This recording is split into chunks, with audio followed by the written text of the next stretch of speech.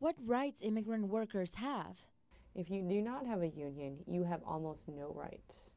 You have a right not to be discriminated against because of your country of origin, because of your gender, because of your sexual orientation, because of your religion, because of your race or your age, somewhat.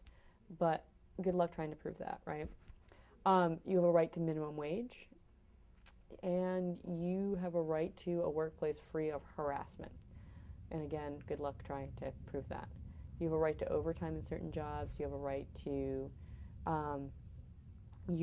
work in a safe work environment under federal law called OSHA.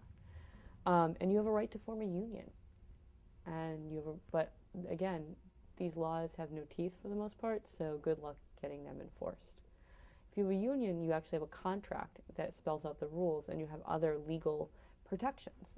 So if you are fired because your boss doesn't like you, you can actually complain about that and get that fixed. If you are fired because your boss doesn't like undocumented people, you can fix that, right?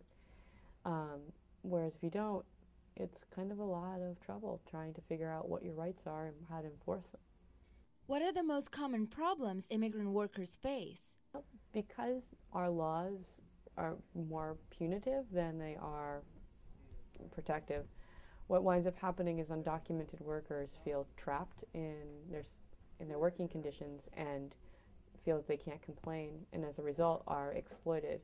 Everything from being in toxic work environments that violate many environmental laws to not being paid at the end of the week and being told that if they complain about not getting their paycheck, they'll be deported.